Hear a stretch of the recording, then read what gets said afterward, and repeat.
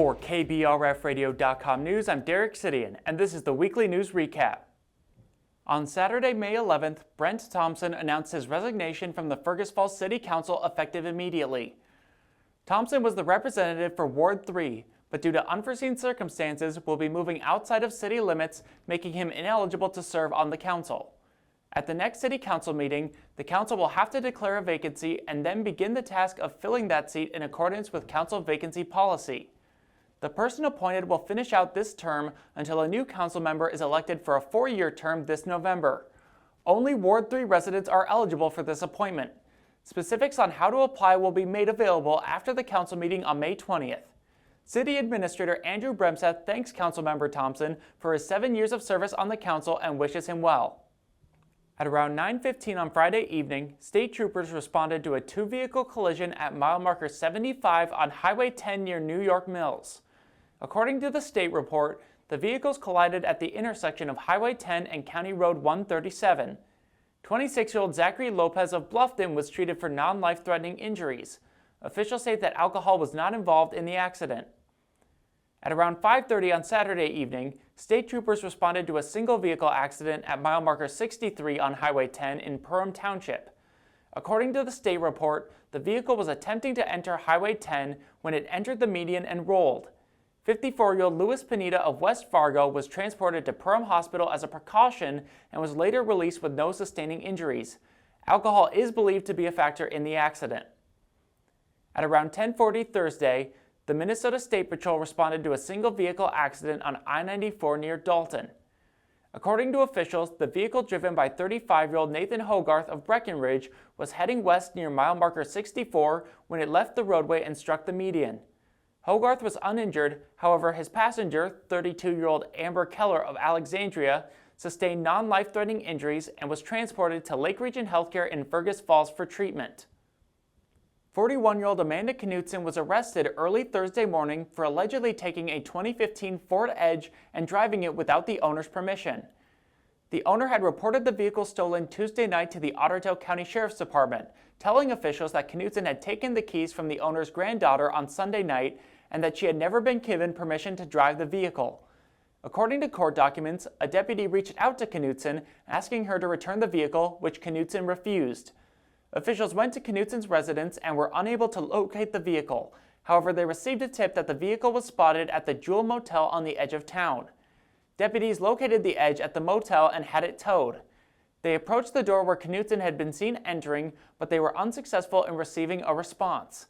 Contact wouldn't be made again until just after midnight on Thursday, when Knutson was stopped by the Fergus Falls Police Department for failing to signal a turn.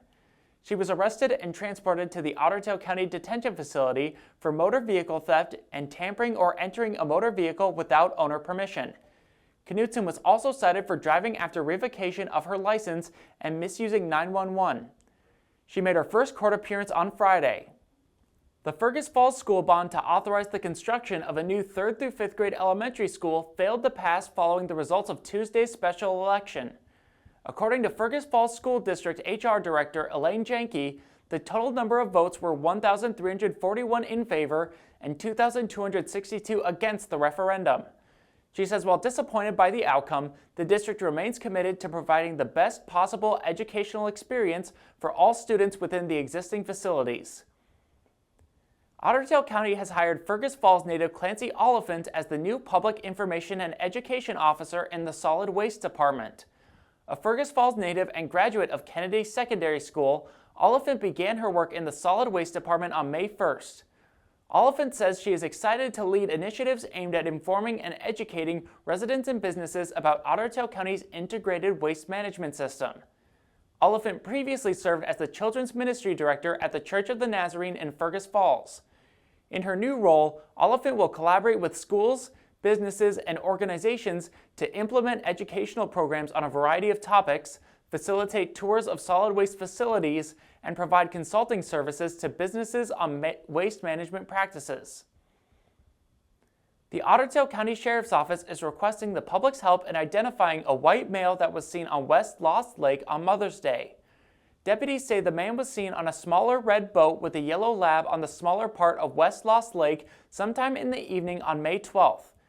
please contact the Ottertail County Sheriff's Office at 218-998-8555 with any information. A man was taken into custody on Tuesday afternoon following a violent altercation on downtown Main Street in front of the Old City Bakery. The Fergus Falls Police Department responded to the incident on the 200 block of Lincoln Avenue, where 48-year-old Alan Charles Shepard was found assaulting a juvenile. Upon arrival, officers immediately intervened and detained Shepard, who was reportedly reeking of alcohol. One video clip captured by a witness shows the concluding moments of the altercation as officers gained control of the situation.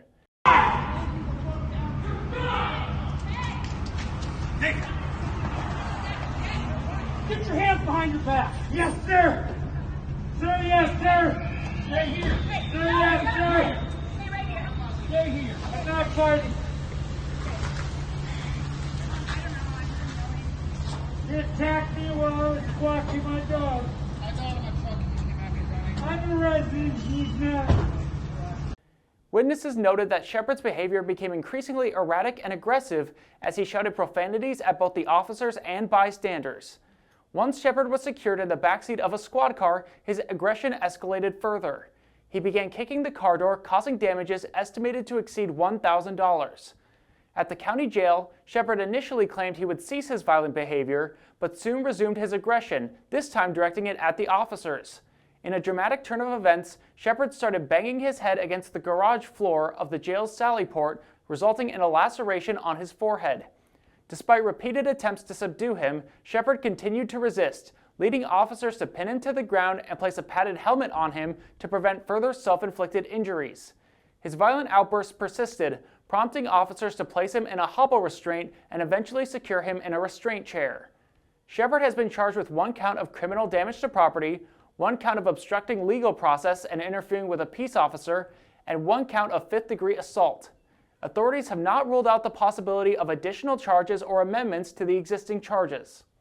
The Layton Events Fergus Falls Craft Beer Tour returns to the Regional Treatment Center grounds this Saturday, May 18th. The event showcases breweries and beer brands from across the Minnesota and North Dakota region. The craft beer tour originated as a way to pay homage to beer's historical roots and the celebratory way it connects people.